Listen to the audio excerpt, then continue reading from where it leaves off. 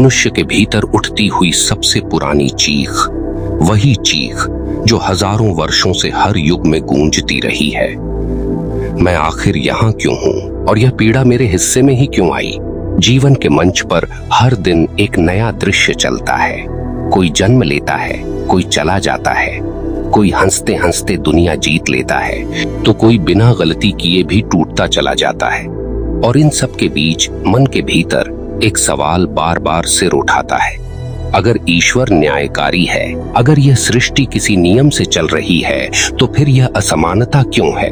कभी आपने ध्यान दिया होगा, कुछ लोग जन्म लेते ही सुख की गोद में पलते हैं और कुछ ऐसे भी होते हैं जिनकी पहली सांस ही संघर्ष के साथ शुरू होती है। कोई बिना कोशिश के ऊंचाई छू लेता है और कोई पूरी उम्र मेहनत करके भी वहीं का वहीं रह जाता है।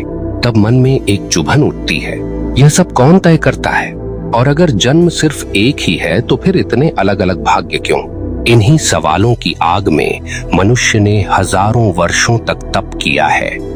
ऋषियों ने ध्यान में आंखें बंद की, साधुओं ने जंगलों में भटककर सत्य खोजा, दार्शनिकों ने तर्कों की तलवार चलाई और उस खोज से एक गहरी बात सामने आई, जीवन एक सीधी रेखा नहीं है, यह एक लंबी यात्रा है। लेकिन यह यात्रा कौन तय करता है? क्या ईश्वर हमें बार बार जन्म देता है या फिर हम खुद अपने अगले जन्म के निर्माता होते हैं? आज की इस गहरी चर्चा में हम इन्हीं सवालों के भीतर उतरने वाले हैं। और विश्वास रखिए, अगर आप इस वीडियो को अंत तक सुनेंगे तो शायद आपके जीवन के कई उलझे हुए धागे अचानक सुलझने लगेंगे, क्योंकि यह सिर्फ दर्शन नहीं है, यह जीवन का आईना है।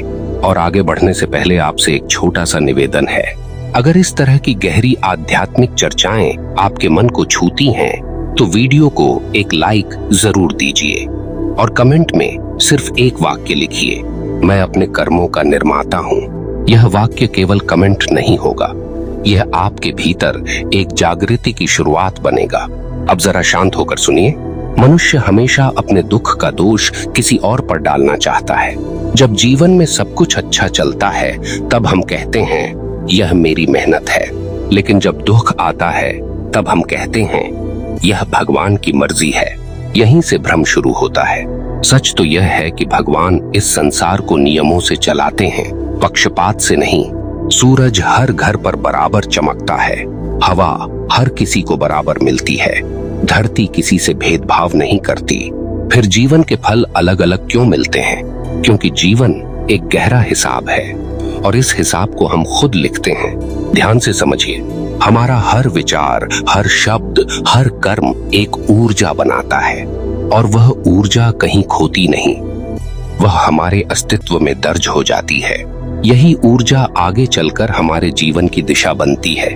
जब कोई मनुष्य किसी को पीड़ा देता है तब वह केवल सामने वाले को चोट नहीं पहुंचाता, वह अपने भीतर भी एक बीज बो देता है और वही बीज किसी न किसी रूप में लौटता है। यह कोई धार्मिक डराने वाली बात नहीं है, यह एक अस्तित्व का नियम है। जैसे अगर आप पहाड़ के सामने खड़े होकर जोर से चिल्लाएं नफरत, तो कुछ देर बाद वही शब्द गूंज कर वापस आएगा, नफरत, नफरत, नफरत। लेकिन अगर आप कहें प्रेम, तो वही गूंज वापस आएगी, प्रेम, प्रेम, प्रेम।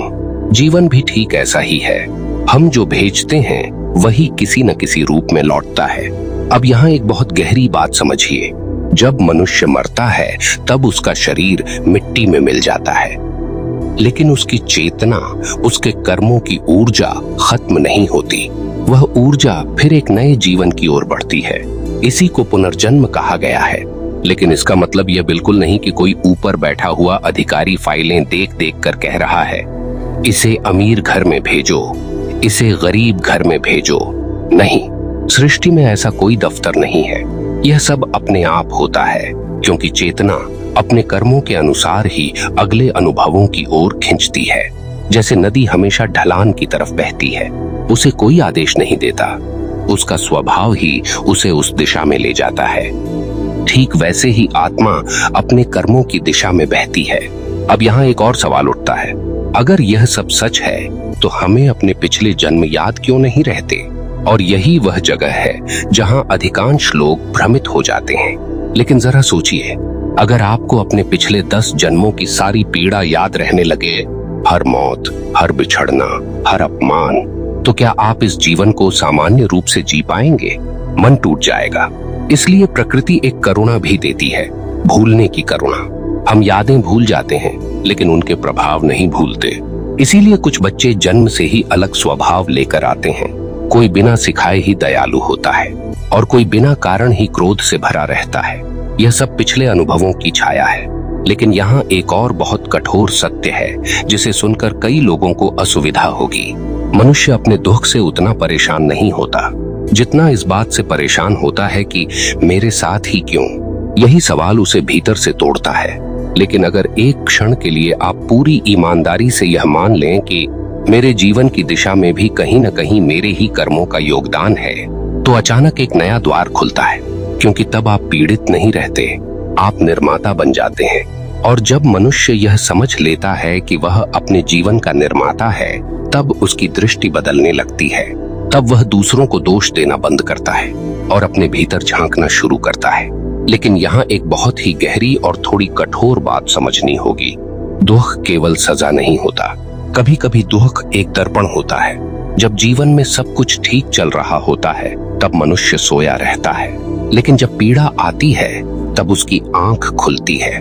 इसलिए दुख को केवल शत्रु समझ लेना भी एक भूल है, क्योंकि दुख कई बार हमें उस सच्चाई तक ले जाता है जहां सुख कभी नहीं ले जा पाता। और अब सबसे गहरा प्रश्न, अगर पुनर्जन्म का यह चक्र चल रहा है, अगर हमारे कर्म ही अगला जन्म तय करते हैं, तो फिर हम दुख में रोते क्यों हैं? क्योंकि मनुष्य केवल शरीर नहीं है, वह स्मृतियों, इच्छाओं, आसक्तियों और अधूरे अनुभवों का एक विशाल संग्रह है। और जब जीवन में दुख आता है, तब केवल एक घटना नहीं टूटती, हमारे भीतर की कई परतें एक साथ हिल जाती हैं। जब कोई प्रिय व्यक्ति दूर चला जाता है, तो हम केवल उस व्यक्ति के जाने पर नहीं रोते, हम उन सभी सपनों के टूटने पर रोते हैं जो हमने उसके साथ देखे थे। हम उस आदत के टूटने पर रोते हैं जो उसकी मौजूदगी से बन गई थी। इसलिए आंसू केवल पानी नहीं होते, वे भीतर की टूटी हुई उम्मीदों का बहाव होते हैं।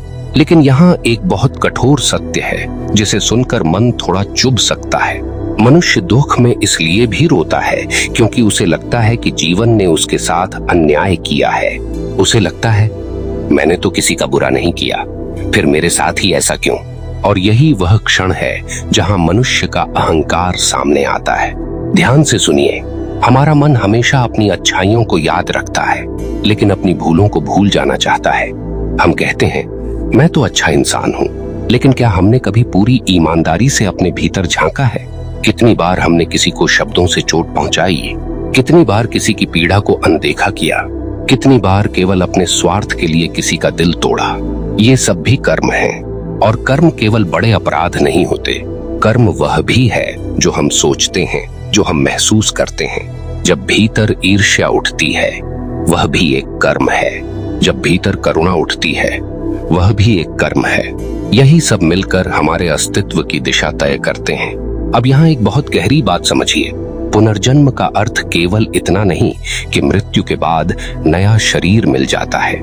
असल में हर दिन भी एक छोटा पुनर्जन्म है। आज आप जो सोचते हैं, वही आपका कल बनाता है।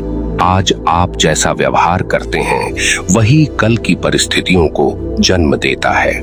इसलिए पुनर्जन्म कोई दूर की बात नहीं, यह हर क्षण घट रहा है। लेकिन मनुष्य एक और गलती करता है। जब उसे दुख मिलता है, तो वह दो रास्तों में से एक चुनता है, या तो वह टूट जाता है या वह कठोर हो जाता है।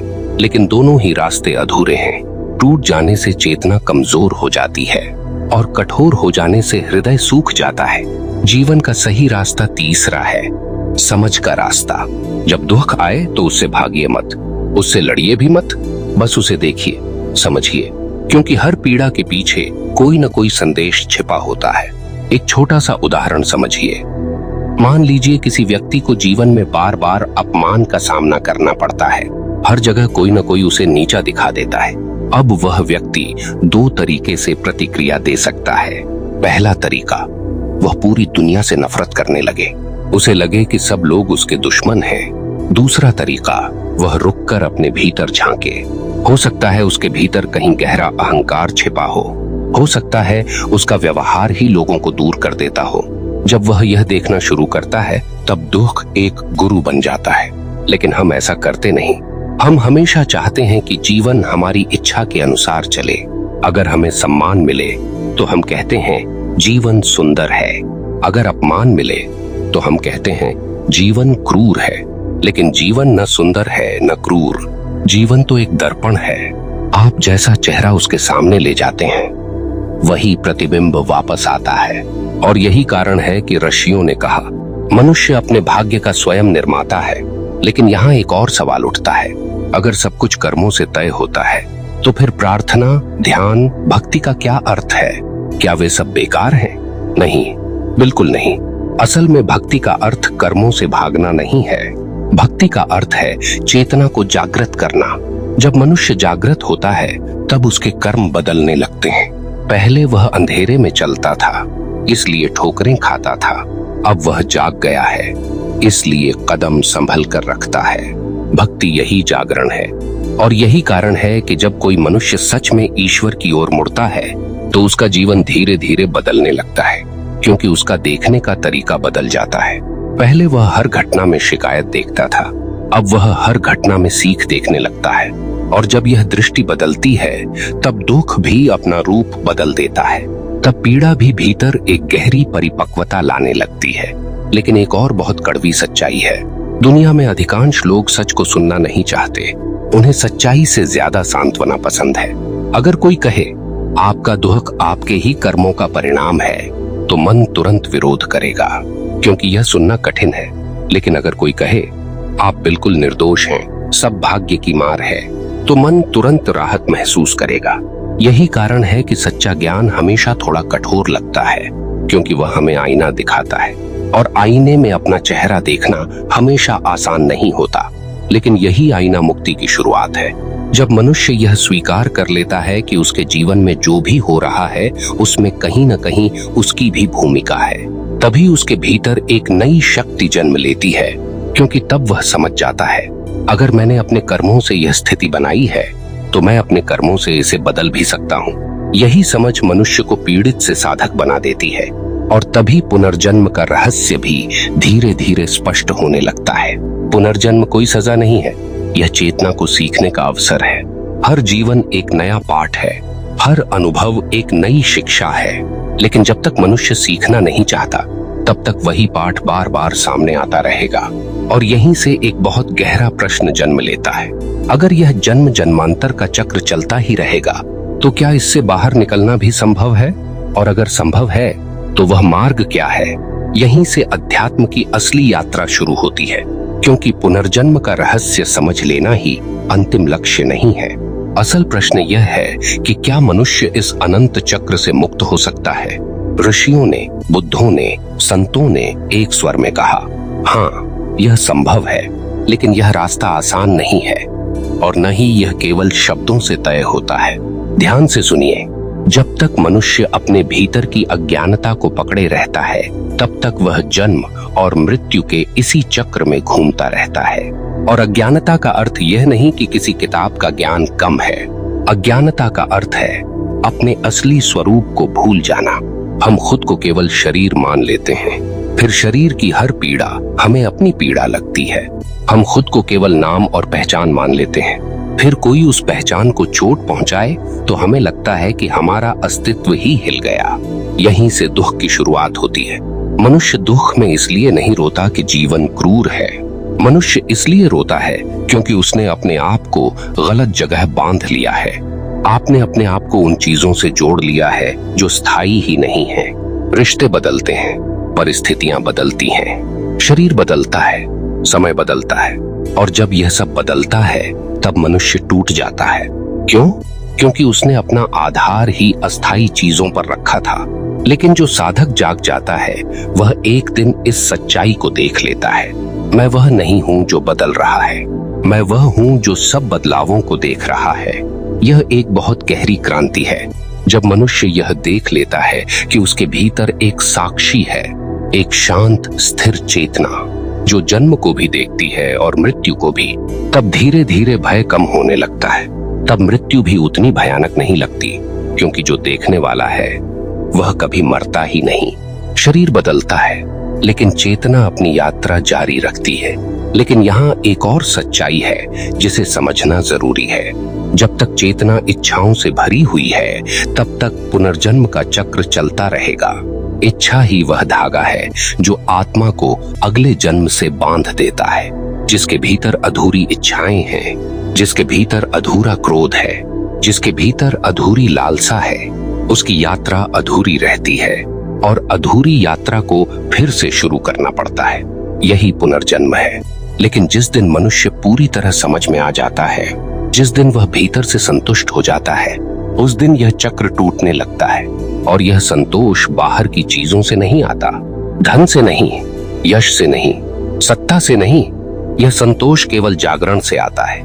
जब मनुष्य अपने भीतर उतरता है, जब वह अपने विचारों को देखना शुरू करता है, जब वह अपनी प्रतिक्रियाओं को समझना शुरू करता है, तब धीरे धीरे भीतर एक शांति जन्म लेने लगती है। और वही शांति मुक्ति का द्वार है। तब जीवन बदलता नहीं, लेकिन जीवन को देखने वाला बदल जाता है। पहले वही घटना दुख बन जाती थी, अब वही घटना एक अनुभव बन जाती है।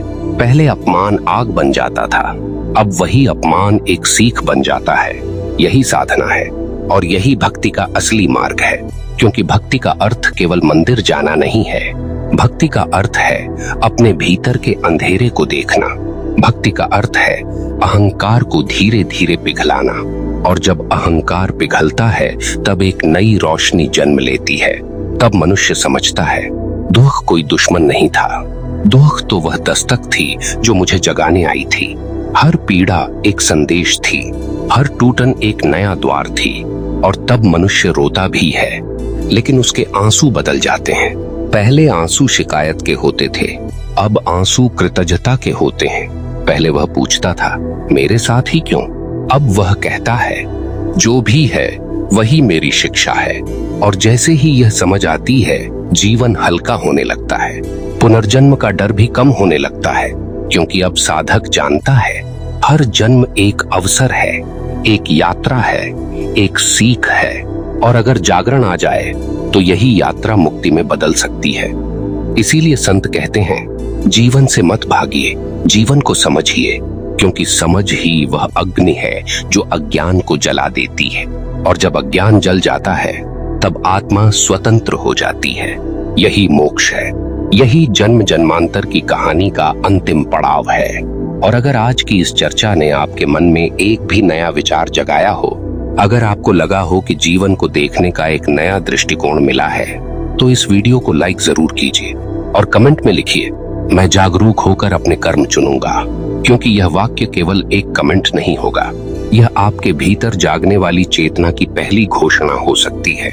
और अगर आप ऐसे ही गहरे, कठोर लेकिन सच्चे आध्यात्मिक विचार सुनना चाहते हैं, तो हमारे चैनल भक्ति के मार्ग को जरूर सब्सक्राइब कीजिए। क्योंकि यहाँ हम केवल कहानियां नहीं सुनाते, हम जीवन के उन प्रश्नों को छूते हैं जिनसे हर मनुष्य कभी न कभी गुजरता है।